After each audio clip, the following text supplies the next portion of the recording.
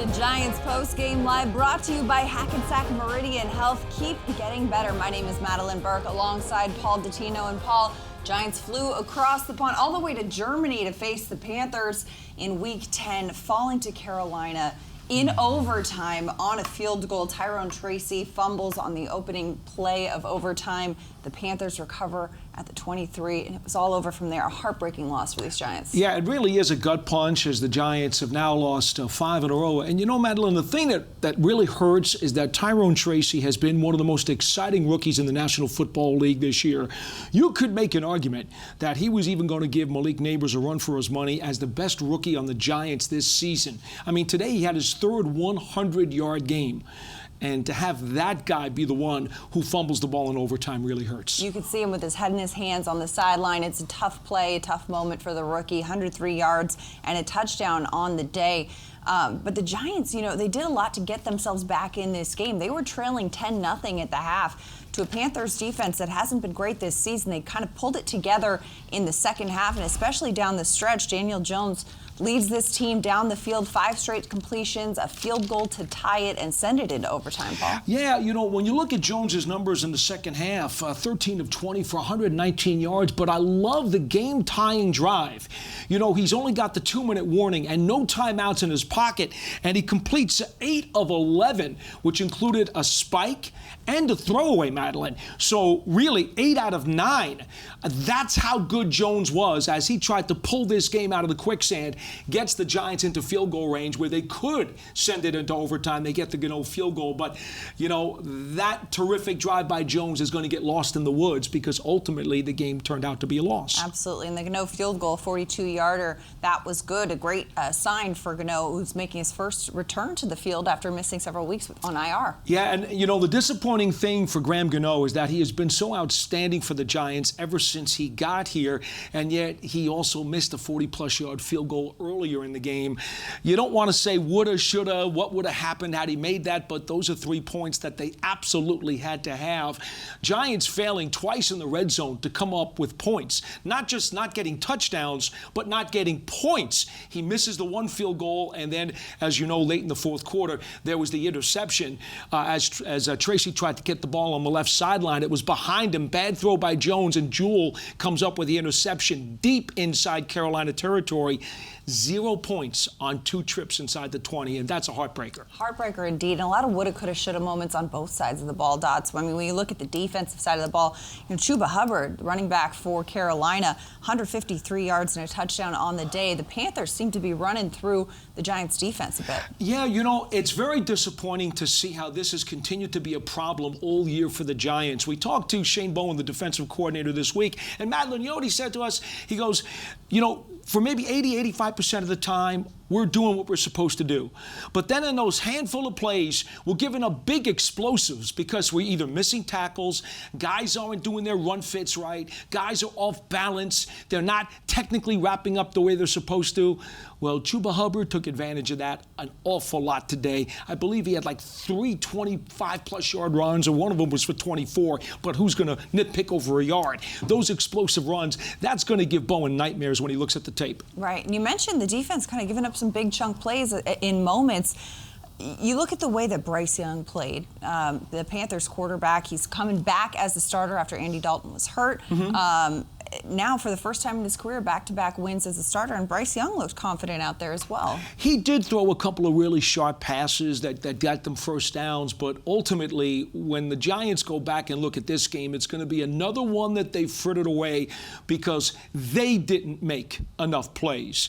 We talked about the sputtering offense a moment ago, that they just scuffled along in certain instances and did not come up with pay dirt, but defensively, there were still too many times that they let big plays happen. And it wasn't necessarily because Young made the best throw or that the receivers made the best play. Those guys got open.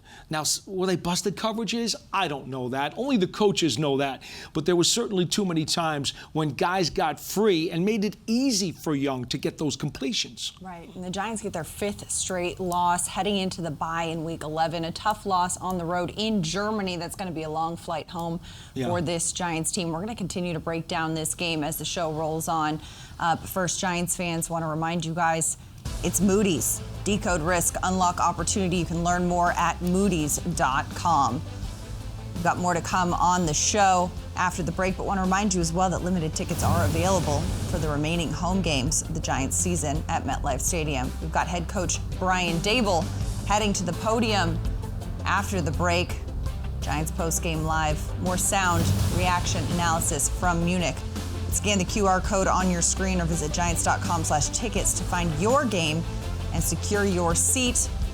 The Giants home game single game tickets are on sale now. Today's scoring drive of the game is brought to you by Citizens, the official bank of the New York Giants. Citizens is made for Giants fans. For every scoring drive this season, Citizens will donate $750 to the Giants Foundation to support their work tackling important community issues, improving overall health, and empowering our youth. Drive the game, we take you to the fourth quarter, 12 plays, 55 yards, took 2 minutes and 18 seconds off the clock, capped by a 42-yard field goal by Graham Gano that sent this one to overtime, tying it at 17. The Giants would fall to the Panthers 20-17 in the overtime period. Welcome back to Giants Postgame Live, brought to you by Hackensack Meridian Health. Madelyn, Burke, and Paul Dottino breaking down this game that happened Sunday morning, local time in Germany, bright and early, the Breakfast Club here. But Dots, one of the storylines that we talked about kind of going into this game, Evan Neal getting his first start of the season, playing at right tackle. Jermaine Illuminor moved over to left tackle, and the new look offensive line did a pretty good job today. Okay, let me ask you a question. How many times did you hear penalty number 73, or did you hear the analyst on television, Kurt Warner, say, oh, he missed a block and led to a sack? 1, 2, 3. None, actually. Zero. And as an offensive lineman, it's almost better. You don't want to hear your name on the broadcast. To my point, exactly. I don't know that they mentioned him once after they said he was reinserted into the lineup early in the game.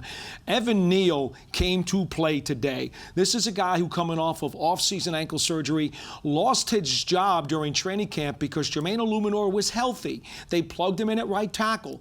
He did such a good job, they figured, okay, we're not going to make the change. And then Carmen Brasillo, the offensive line coach, had to continue working with Neal to not only rebuild his technique, but to rebuild his confidence. Neal has been working extra hard ever since Brasillo got his hands on him, waiting for a chance to show that he could resuscitate his career. Today was step one, Madelyn. I really thought that Evan Neal did a solid job at right tackle today, and we will see how he builds off of this after the bye. Absolutely. Incredible moment for the former number 7 overall pick for these New York Giants. Evan Neal getting some work in today. For more, as we continue to break this one down, Dots and I are holding it down in New Jersey, but let's send out to Munich, Germany, where Howard Cross, Sean O'Hara, and Brandon London are standing by with more. Guys, gentlemen, the Giants showed some grit, was able to turn it on in the second half and erase a 2-possession deficit. But Sean, I'll start with you. Ultimately, it was the mistakes and the miscues that lost this one. Yeah, Brandon, self-inflicted wounds, again, continue to haunt this team. And their 5th straight loss, it was the turnovers. When you look at the interceptions and then the fumble at the end of the game, obviously those are things that cost you games. And until they find a way to get that corrected, they're going to continue to struggle to win games. I thought defensively, they fought really hard. It was a valiant effort defensively to get the ball back. They forced a turnover and then got another turnover on downs to get the ball back to the offense, who had a gutty drive at the end of the game. But we can't miss field goals early on. Points are at a premium right now. Only 17 points against this Carolina Panthers defense is not enough. How were your takeaways? You know what? I think, the defense played hard, but they gave up too many yards on the ground. Hubbard had over 140 yards rushing. You can't let that happen. Too many runs over 20 yards. Those are big plays you can't get back. I think the offense, struggled, but they found a way to score enough points. The turnovers, Sean, like you said, every possession matters, and some way, somehow, they got to find a way to play perfect almost to win. It's brutal. I feel bad for Tyrone Tracy. He had an unbelievable touchdown run in this game. We should have been singing his praises, over 100 yards rushing. And you get that ball in the coin toss, you got momentum. You think you're going to go down and score and win the game, and it didn't happen. Howard, what do you say to a young guy like that after having a game that he had, but to ultimately give up that mistake towards the end? What do you say to lift his spirits? The only thing you can do is say to him, man, you had a great game. It was one play. I know it seems like the play, lost the game, but it was one play. Just keep fighting, keep challenging them every week. You're going to get another opportunity. Next week, we'll have another game.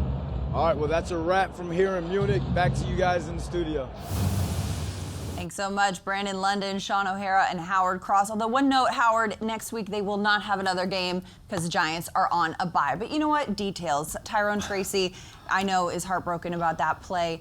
But Paul, one thing that they brought up as well, that Howard brought up, is the pass rush. And we were talking about this as well. The Giants only got 1 sack today on Bryce Young. Brian Burns, the second offensive play of the game for the Panthers, got to the quarterback. Yeah. So that's the problem. You know, Bryce Young had 25 attempts in this game and then a couple of scrambles. So figure about 30 dropbacks. And the Giants only got 1 sack, and I believe the unofficial total was 5 quarterback hits. That is not enough for a defense and a front, Madelyn, that leads the NFL in quarterback sacks and has really caused disruption in the pocket. You mentioned Burns got one on the second play of the game. Well, then what happened to the other 93% of the plays? They got there close a few times, folks, but that was also a problem on some of the big plays. They were half a second too late. And they all tell you that the pass rush is the secondary's best friend. Maybe some of those big plays in the passing game don't happen if they're a little quicker. The Panthers line had only given up 10 sacks so far this year, but they had a replacement left tackle in for Ike Ekwonu in Brady Christensen. You know, they had a Mays playing center, and he just got signed off the Giants practice squad a few weeks ago because their original center got hurt. So you're looking at a line that, while their numbers were good in terms of preventing sacks and pass rush, the truth is, in this particular game, they shouldn't have been as stout as they were. The Giants needed to get home more, and I do think that cost them. Yeah, absolutely. A Giants defense that leads the league in sacks. 1 sack on this team. Dexter Lawrence has been kind of quiet the last couple of weeks as well. Career high 9 sacks on the season for Sexy Dexy, but we haven't seen that Sexy Dexy sack dance in a bit. No, not in the last 2 weeks. Look, teams know. I mean, come on. He's one of the best defensive players in the league, so they're going to do everything they can to him. Now, there were a number of plays where he did get in the backfield, but again, even if you get the push up in the front, and there were even a couple of times where I was talking to Jonathan Casillas in our lunchroom today watching the game, where he drove the center right back into the front of Young, but Young was able to get the ball off. Why? Because there was not a concerted one wave of pass rushers coming at Young. Right. If you have a jagged pass rush where only one guy is getting in from the side or the front, that means it's like a key. It's all jagged, and it gives the quarterback an opportunity to find that little space where he can buy that little extra time and get the ball out. The Giants' pass rush was not unified today, and that's what hurt them. Absolutely. All right, we're going to continue to break this one down. The Giants falling to the Panthers 20-17, an overtime loss in Munich, Germany. Show rolls on. Giants post-game live. After the break, we're going to hear from head coach Brian Daboll. That and so much more as we continue to talk Giants post-game, brought to you by Hackensack Meridian Health. Keep getting better. We're back with more after this.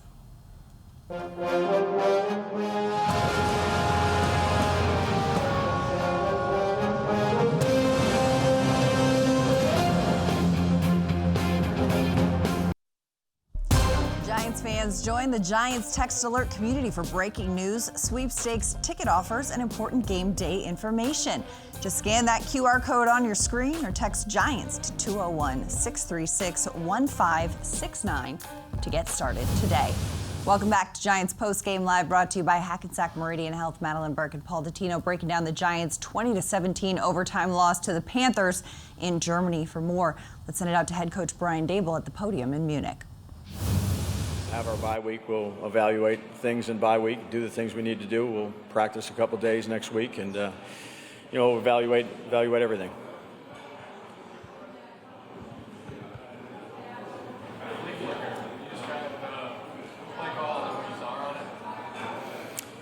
Yeah, I wish I had it back. Yeah, wish I had it back. Didn't work.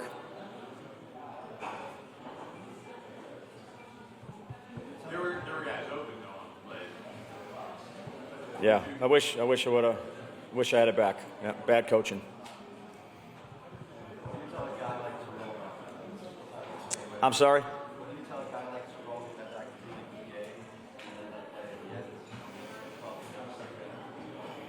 Yeah, look, you never want to turn the football over, and he knows that. But the job is to make sure we maintain possession of the ball. So we'll look at the reason why it happened, the ball handling, good play by the defense, but we can't turn the ball over in this league 3 times and expect a different outcome. Coach, this is the last international game of the year here. Any thoughts on whether it's easier to play later in the season overseas or earlier? How did your routine change, if it did at all?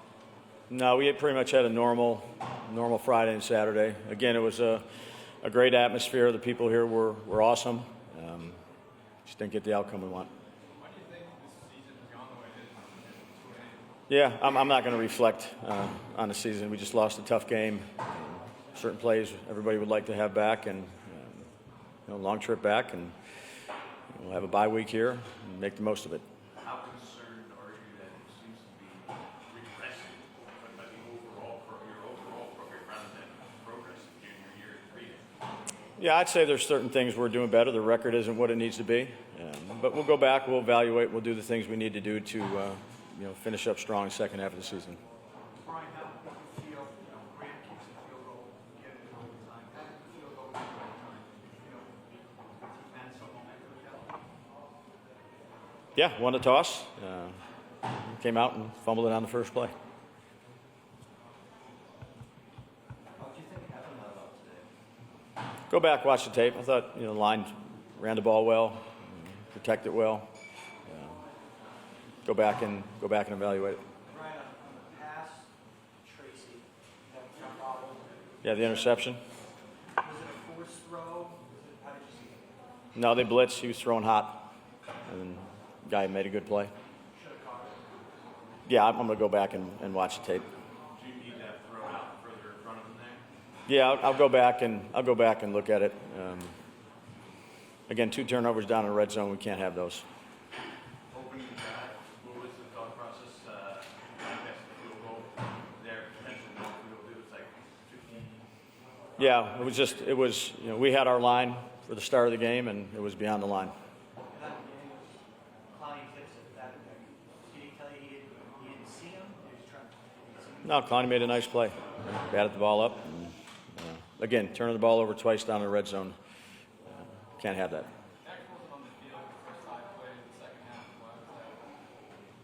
Yeah, again, you like Dexter out there all the time, but there's some plays that he's not out there. The play time and who's in and who's out, I'm not going to elaborate on that, but Just because at halftime, I think. yeah, no, I'm with you. Yep. How disappointed you that Hubbard had such a big game, trying to stress, stop the run? Yeah, that was one of the keys is, we knew they were going to run the football. I thought they attacked the edges well on a couple plays. Made some explosive plays in that area. 180 yards or whatever it was, 190 yards rushing, almost 6 yards a carry. And a couple of those were aided by big plays on the edge of the defense, and something we got to be better at. Was there something that happened at halftime with Dexter? No. This is up by, there's a chance to kind of reset. What gives you confidence that you can get this thing turned around? Yeah, I believe we got the right people. Again, results aren't there yet. We just lost a tough game. Got to tighten up quite a bit of things, some situational football. The turnovers got us today. But we'll go back, we'll go to work, and make improvements that we need to make. You understand on both sides, there's kind of skepticism with that based on the results, right? Yeah, I'm just focused on our football team, and we're going to do the best job we can and give everything we got to improve the areas we need to improve. There's going to be a lot of things, obviously, after the bye coming in the second half, like your quarterback and what his future is here. How do you approach that going into the bye week? Yeah, I'd say, look, we got a lot of work to do here in the next few days, the next week. We'll evaluate where we're at and what we need to do. How did you see Tracy's day? Excuse me? Did you see Tracy's day? How did I see Tracy's day? Yeah, he made made some nice plays like he normally does, and obviously he'd like to have that play back there at the start of overtime.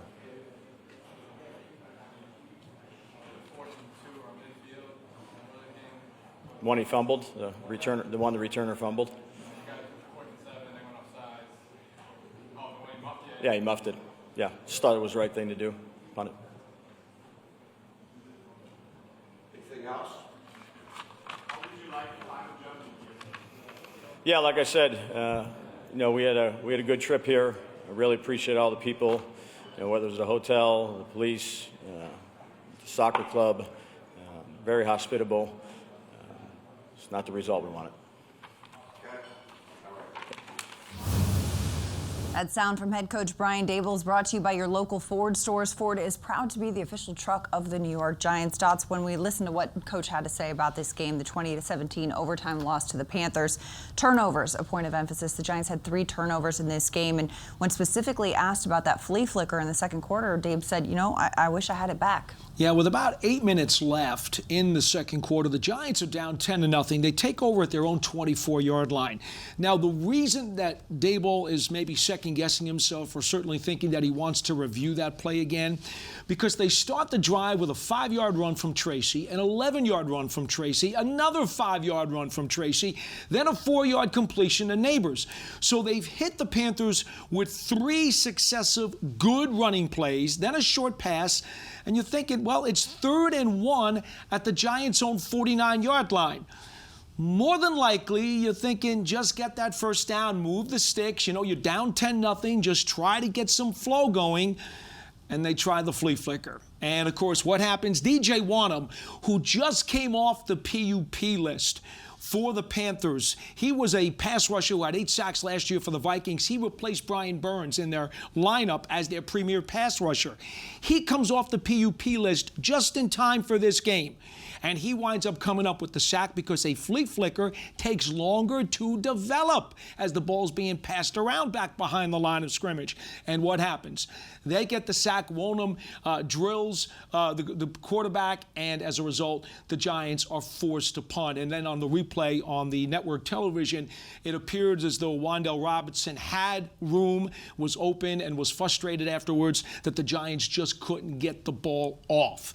I think if Daboll had a second go at it, he probably would have run it, and that's why he said what he said to the media. Absolutely. Hindsight is 20/20. A tough, heartbreaking loss for these New York Giants in Germany. We're going to continue to break this one down. We've got more sound and player reaction coming your way, but want to remind you, the guests of the postgame show receive a gift certificate to Ben & Jack's, located on 44th Street in Manhattan. From the celebrated porterhouse to finer seafood, Ben & Jack's will surpass your expectations of what a steakhouse should be.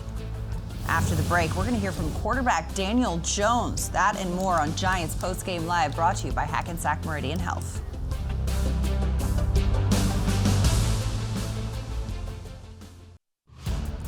Hey, Giants fans, the official 100th season book titled New York Football Giants, The People, the Moments, the Traditions is now available exclusively at the Giants online shop. This book explores the top 100 players of all time, unforgettable games, and stories that have defined the franchise for the last century. Visit the Giants online shop to get yours today. Welcome back to Giants Postgame Live, brought to you by Hackensack Meridian Health. The Giants fall to the Panthers 20-17 in Germany, an overtime loss. Let's send it out to Munich to hear from the quarterback, Daniel Jones.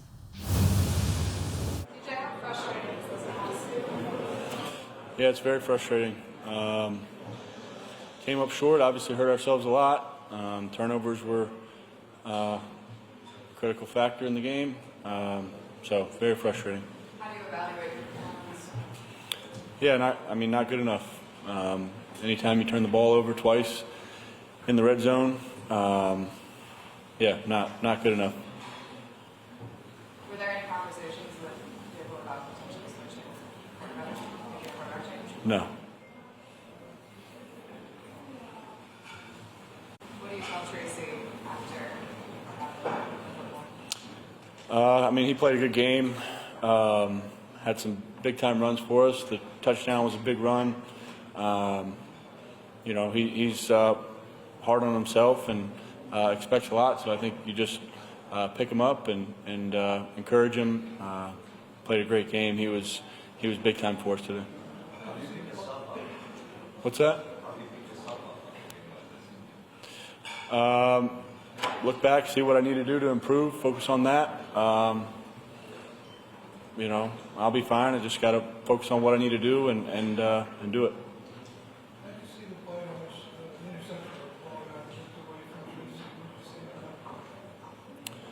Yeah, threw hot off the blitzer.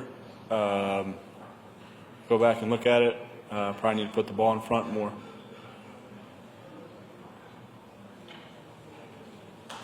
Daniel, what was the difference between the second half and the first half? You guys were able to score a couple touchdowns in the second half and the rest of the drives and all that earlier.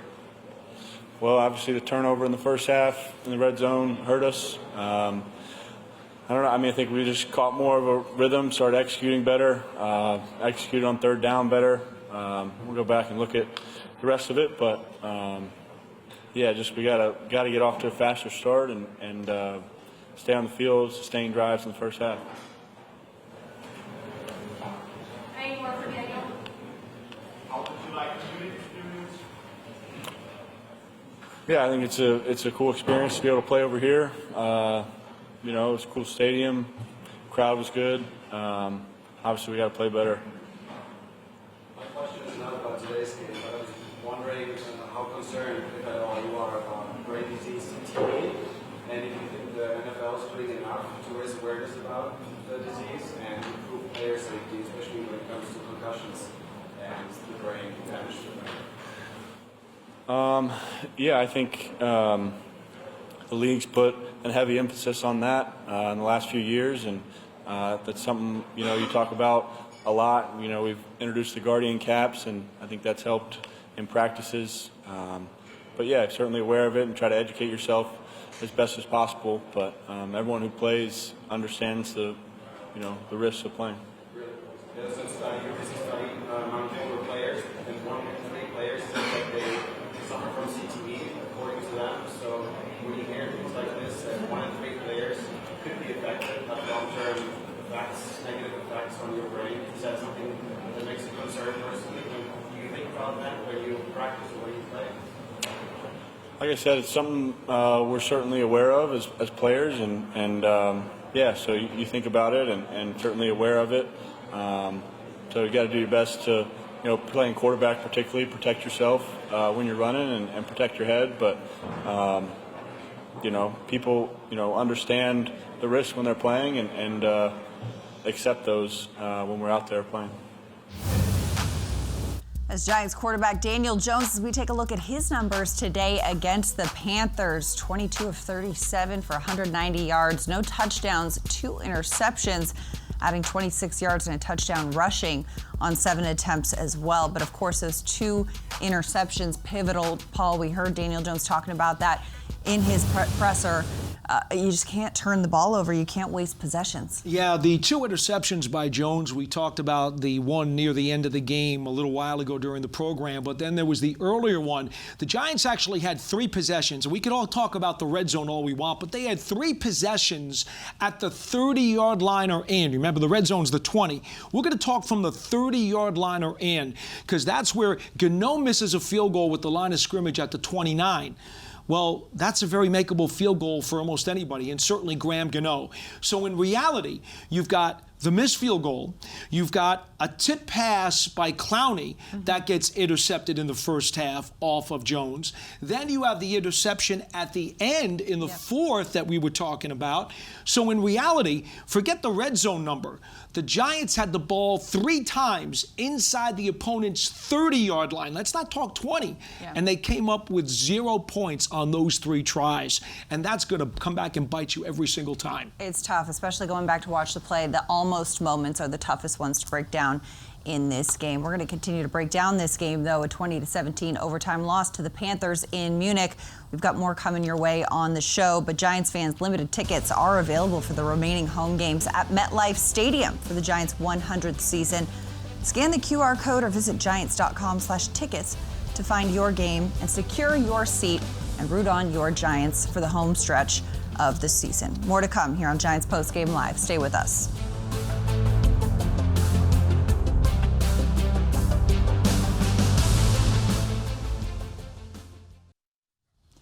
Hey, Giants fans, check out the Eli Manning Show presented by Panini Prism Trading Cards. All you have to do is subscribe to the Giants YouTube channel to catch all the new episodes. It's the Emmy Award-winning Eli Manning Show. Subscribe today. A new episode dropping on Thursday. Eli playing some foosball with Matthew McConaughey. Look at this. All right, all right, all right. And there were stakes on the line for this one. I mean, both these guys wearing the soccer jerseys because Eli Manning, of course, a partial owner of Gotham FC. Matthew McConaughey, a partial owner of Austin FC. The loser of this foosball game had to wear the other person's team's jersey for the rest of the day. You don't want to miss how this one went down. Check it out, the Eli Manning Show. All new episodes on the Giants YouTube channel. That one drops You got handles on this Thursday. table? No handles? Right? No handles? No handles? All right, whatever. I don't know. How's your foosball game? How about a little flag finger football? We could do that. There or penny you go. hockey, maybe? There you go. I mean, we got games for days over here, but we're talking about the Giants game right now because this is Giants Postgame Live. The Giants went over to Munich, fell to the Panthers 20-17 in overtime. Giants traveled without wide receiver Darius Slayton. He's still in the concussion protocol. Didn't make enough progress to make the trip, but Jalen Hyatt, Paul, a receiver who's been, a playmaker on this team, hasn't seen a lot of looks earlier this season, really made the most of his opportunities today. Well, you remember right at the beginning of the game, they threw a bomb to him, and there was a pass interference call, so the Giants got a big chunk play. I think it was over 40 yards out of that. 43 yards, yeah. And that was really good to see that Brian Dable wanted to get him involved in the game right away to let him know that, hey, you're going to be a part of this. He finished with 4 catches for 39 yards unofficially on the day. But what I liked about it is that when the Giants needed the tying field goal and Daniel Jones led the Giants down the field to get those 3 points, at one point in the drive, Hyatt caught 3 out of 4 passes. All 3 targets that he had out of the 4-pass stretch were to Hyatt. He nailed them all. They were short chunks down the field, and it just showed that Daniel Jones has never lost confidence in him because the game was on the line. Absolutely. And he was looking for that second-year receiver, and the kid made the plays for him to help get the Giants into field goal range. And the consistency was incredible as well, and it didn't hurt, too, that the pass blocking was pretty good from this Giants offensive line. We talked earlier in the show about Evan Neal making his season debut today. Next Gen Stats, according to Next Gen Stats, Neal allowed just 1 pressure on 41 pass block snaps. Not too shabby. We said earlier that you didn't hear his name, and that's really all you can ask for from an offensive lineman. You don't want to hear your name on television. He was solid. He was solid indeed. Another receiver who got some solid work in, the rookie receiver Malik Neighbors. He's speaking in Germany. Let's send it out to Munich. The jump, and you feeling good? You feeling good after the jump and the falling? Oh yeah, I feel good. I mean, trainers came up, asked me a couple questions on how I feel, gave them the feedback. Yeah, I feel good. Why did it take so long? You guys got some going in the second half, but why did it take so long to get it going? I mean, we gotta, stay off third down, get some explosives going, stop the turnovers from happening, and we're right in that game. You had your big drop against the Commanders earlier this season. Did you talk to Tracy at all? Yeah, I did. I went over to him, because I know that feeling. You don't kick a man when he's already down. He know what he did. That feeling is not a good feeling that you got to carry over to the week until it's time the next play, until it's time for you to play the next game. So, I went over there. I told him, that play doesn't define you. That one play doesn't lose us the game, So, I went over there. I said, you played a hell of a game. He's scoring. He's carrying the ball pretty good for us. So we're feeding him the ball. He got us going in the second half with that score. So, he's been doing a great job. He's preparing right. So, you don't kick a man when he's already down. So I shared a couple of words with him just to, lift his courage.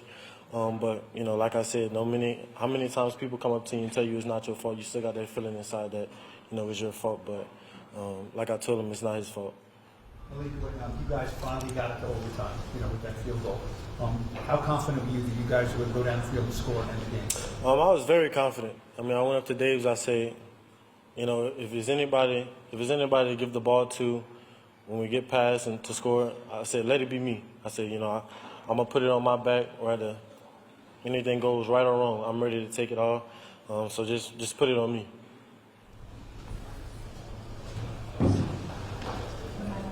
We asked you this last week because the frustration levels of having to kind of go through this losing season, 5 in a row. How are you feeling overall? Mixed emotions, frustration, the one to try and fix it, try and get better. But as a group, you can't point the fingers at each other. It takes 11 men on that field to win a game. It takes 22 offense and defense for you to win that game, plus special teams. So we got to find our ways to win when, it get dirty. We got to find our way to, stop turnovers, get the offense going. Our defense has been playing a good job.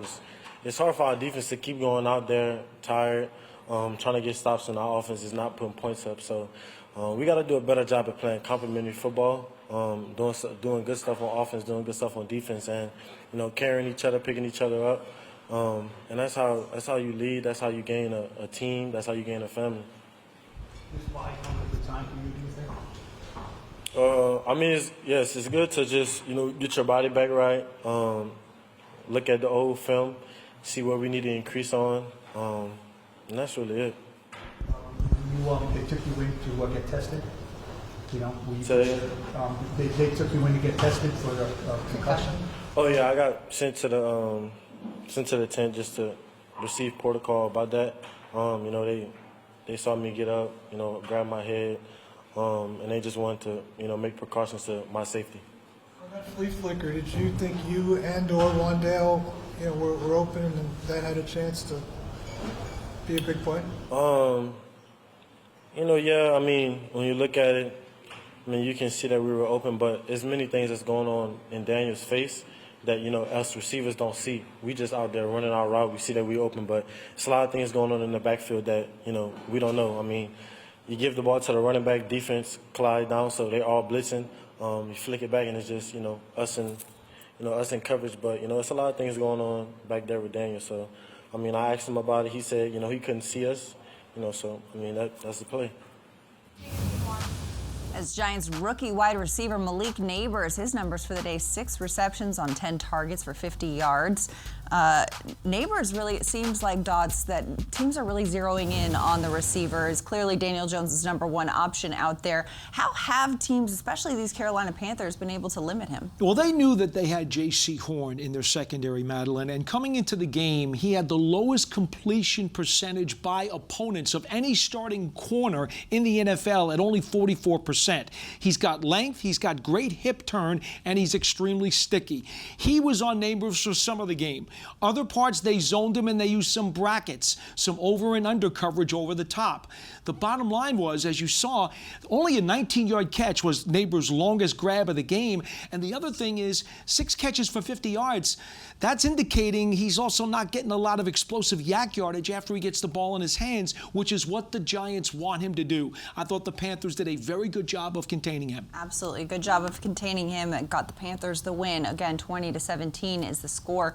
Overtime in Germany. But the Giants are celebrating their 100th season, Dots, and through the last 100 seasons, there have been a lot of great Giants that have come through this organization. Malik Neighbors potentially will be one of these guys that we'll be playing this game with down the road. But for now, name that Giant. He was a second-round pick in 1997, a 3-time Pro Bowler, 586 receptions, a 10-year NFL career. Do you know who it is? We'll talk about it. We'll reveal after the break. Stay with us on Giants Postgame Live.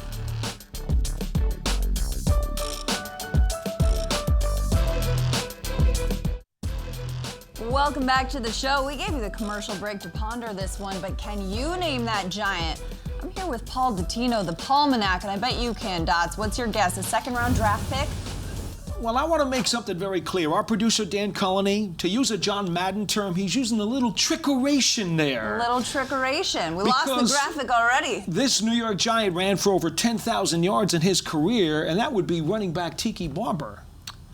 586 receptions, 3-time Pro Bowler, 10-year NFL career. Tiki Barber is the answer. That's why right here, this man, Paul Dottino, call him the Palmanac, anything with the Giants, he is well aware of. We love to see it. We got more Giants Postgame Live, though, as we continue to recap the Giants' 20-17 loss in Munich. Let's send it back out to Germany. Dexter Lawrence is speaking to the media. You've taken such a leadership role with this group this year. How do you handle, this situation, a flight home, a bye week? What do you say to guys to get them through this? Really just evaluate yourself before you start pointing fingers or starting clicks or, stuff like that. It's a young team, and, that could happen really easily if the leaders don't jump on top of it. So the message is evaluate yourself and see what you can do better and be critical of yourself this week when you watch tape. No, there's not anything I've seen, but, it could happen. It's the nature of humans. Is that something you said, or did anyone speak up in the locker room before? Yeah, we spoke on it in the locker room. The captains as a Yeah. group? Well, as a team. Yeah, so you knew coming into this game they're going to want to run the ball. They got a lot of yards again on the ground. I mean, what did you see going on up there with that? We just got to do better on the edges. With the crack tosses, they was getting that was the main play they was getting yards on. The only play really. We just got to do better setting the edge and crack replacing. It's Giants tackle Dexter Lawrence as we take a look at his numbers today against the Panthers. 1 tackle, 4 combined, and 1 quarterback hit in the Giants' loss to Carolina in Munich. We've got more to come. Giants Postgame Live, brought to you by Hackensack Meridian Health, continues as we take a quick timeout and we look ahead to Week 11.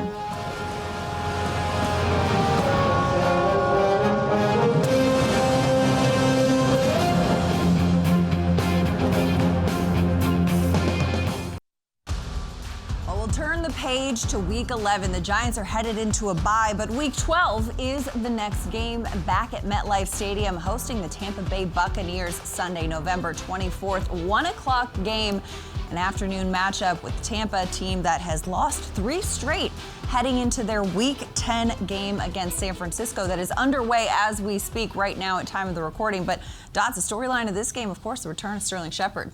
Shep played here with the Giants for nearly a decade, caught almost 400 passes. We thought he might retire after last season, but lo and behold, Baker Mayfield, his college teammate, brought him back. He goes to the Buccaneers, gets cut. He's sitting around on the practice squad. He's played 7 games for them now during the regular season, has caught over a dozen passes and a touchdown, and seems to be having a lot of fun being reunited with his former Sooners teammate. Absolutely. A lot of fun to see it. And even Sterling Shepard thought that he was retiring at the end of last season. But you know what? The phone rings from your college buddy. You answer it, right? Yeah, you got to go. You got to go. It'll be a great matchup. But, of course, the Giants heading into a bye week. Much-needed rest for this team coming off the loss, sitting at 2-8 on the season. But we'll be here again after every game for Giants Postgame Live. For Paul Dottino, I'm Madelyn Burke. Thanks for hanging out with us. We'll see you next time.